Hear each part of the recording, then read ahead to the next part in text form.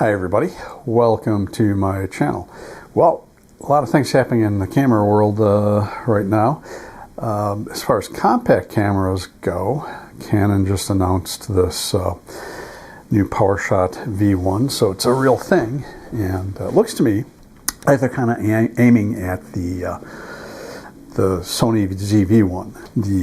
The Powershot's going to have a larger sensor, so it's going to have a sensor similar in size to the Micro Four Thirds cameras, 4/3 size sensor, although it's not going to have the same aspect ratio. So, as you know, current 4/3 sensor is a 4:3 aspect ratio, and this new Canon sensor, which Canon will undoubtedly manufacture themselves, is a 3:2 sensor, which sort of makes sense for a more video-focused camera, since it's a more wide, less vertical format, and so you have to crop it less to get to 16:9. But it looks like it's going to be a camera aimed at creators who want to do video. It has microphone input and headphone output, so that's cool. That's something I'm really interested in. I'm not planning on buying any new cameras, but I'm sure that since there are not a lot of cameras aimed at that market, you've got the ZV-1, you've got, of course, the Osmo Pocket 3, which I use, and I use either my Lumix G9 Mark II, which I'm filming on right now, or my iPhone 16 Pro to produce videos. Just depends on how fast I want to do it. Although I have to say, obviously the quality out of the G9 Mark II is noticeably better than what the iPhone can do. My understanding is if I shoot log on the iPhone, it actually increases the quality, but maybe I'll try that at some point. But the other thing I wanted to talk about today is compact cameras other than the Canon, specifically Lumix and Leica. There was a recent review on DPReview of the Leica D-Lux 8, and interesting, it was kind of a middling so-so review. Their copy seems to have a lens that is a little lower in quality than one would expect. I have no complaints about the lens on my LX10 Mark II. It's perfectly sharp. The only time you notice any softness is if you shoot in 16:9. Wide open, you may see some softness towards the edges, but other than that, it's fine.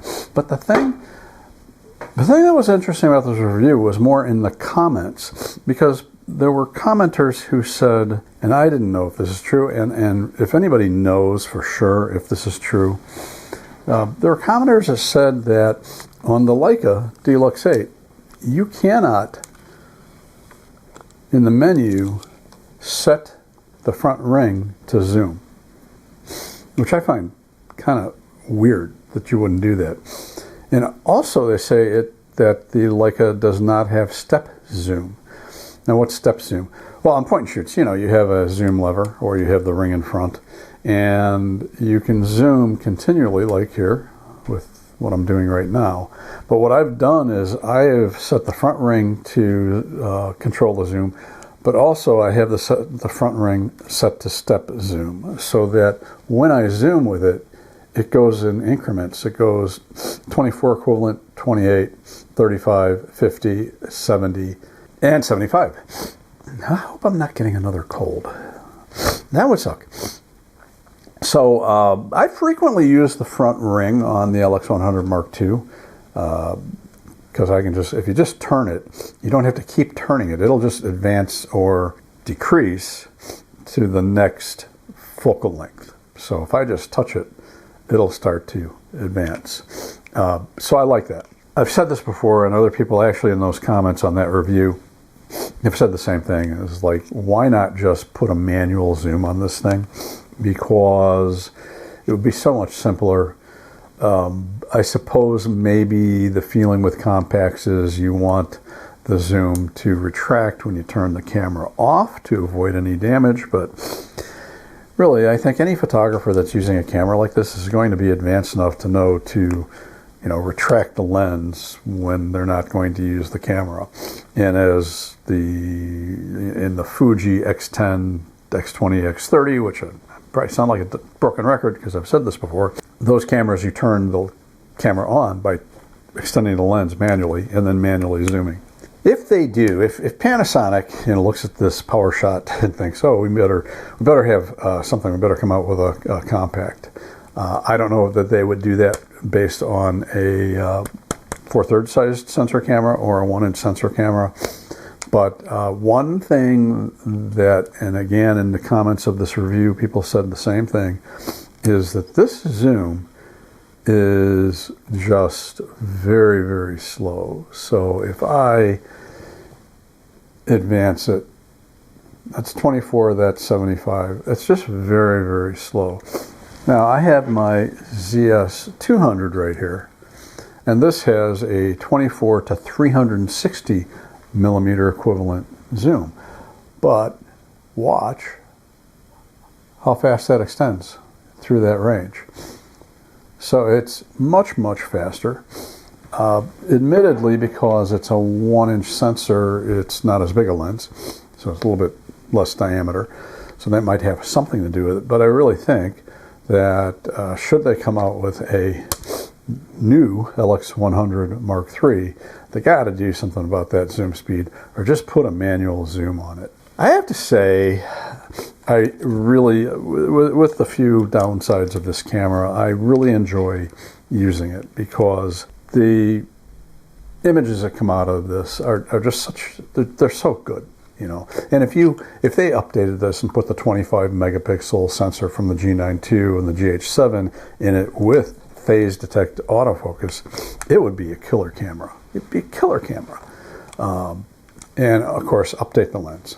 This is a 2012 design. Update the lens. So those are my thoughts on this, but it is nice to see another manufacturer kind of helping to revive the compact camera market. And I think I'm not the only one who is kind of getting a little older, doesn't always want to carry a whole lot of stuff. And if I'm going down into the city of Chicago, I would much rather take this than a whole kit of interchangeable lens camera with lenses. It's just simpler, less obtrusive, you know. And I've had people stop me and just go, "What?" People stop me and ask me if this is a film camera, you know, when they see the dials and the aperture ring. And I said, "Oh, it's digital." I show them the screen. And, you know, sometimes people are really interested. And, you know, I let them know. I said, well, this is not produced anymore, and you can get them used, but expect to pay over what they were new. And, of course, there is the Leica alternative. If those things that I mentioned regarding not being able to use the front ring to zoom and no lack of step zoom, boy, you know, you're spending $1,500 for that thing. You'd think you'd get everything that they used to put in a camera that's just a little more than half that new. So those are my thoughts. Hey, if this was useful to you, pop that like button. It's a big help to me. Questions, comments, put them down below. I put together a little slideshow. I've been going back over images that I've taken with the LX10 Mark II. Had it for, I think, about 3 years now, so I've been going through some older images, put together a little slideshow of images. So here you go. I'm Todd Banner. I will see you next time.